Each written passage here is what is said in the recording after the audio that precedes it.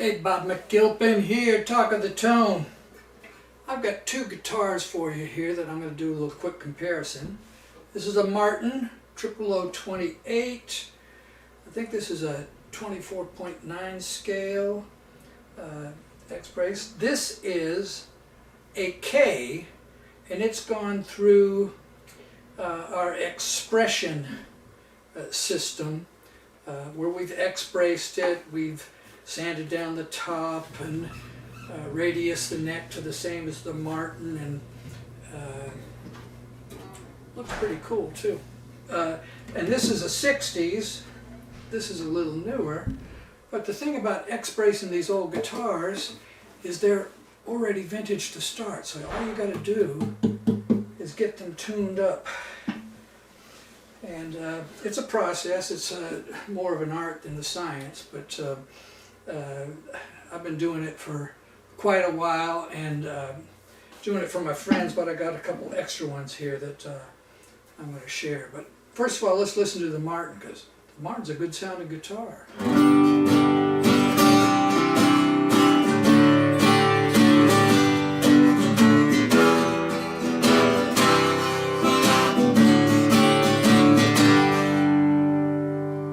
That's nice, even balanced.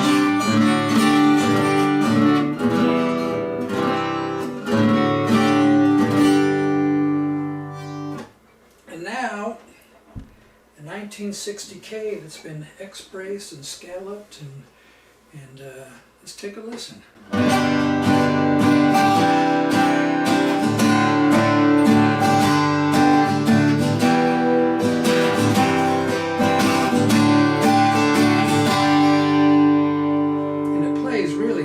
Too. God,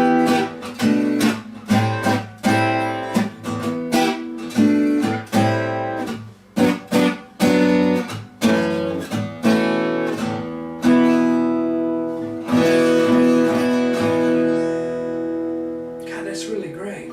So like I said, it's gone through a number of processes here. The top and the back gets a French polish shellac. It lets it breathe just a little bit more. It seems to, anyway.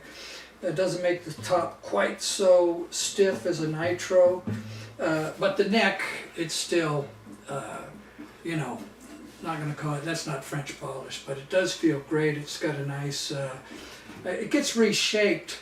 They're like baseball bats initially, so shape them and get them. This more has a curve, I'd say, of a J45, and that's mainly because this doesn't have a truss rod. It does have steel reinforced neck, so you just plane it down, you get it just right, you make a little compensation so that you get the half of a business card stick underneath there. But let's just take a listen, because this guitar sounds really sweet.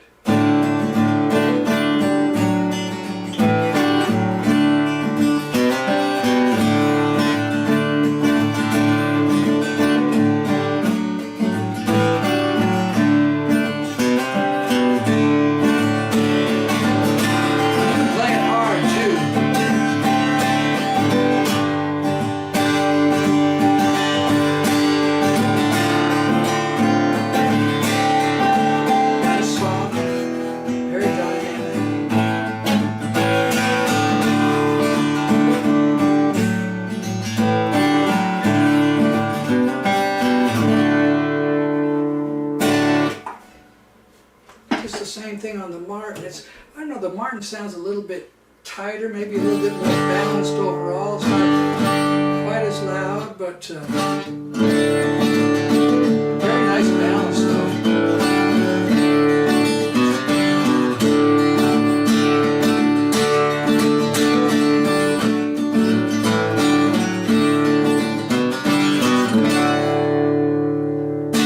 Now the thing about the Martin is it does have the truss rod, and so you can get the action probably just a fraction lower than you can on here, just because, like I said, it doesn't have a truss rod. If I would just probably pinch it back just a bit, but it's a vintage guitar right out of the box now, but like I said, with the X-bracing and the couple other things that has had done to it, you know, new tuners as well. I don't know.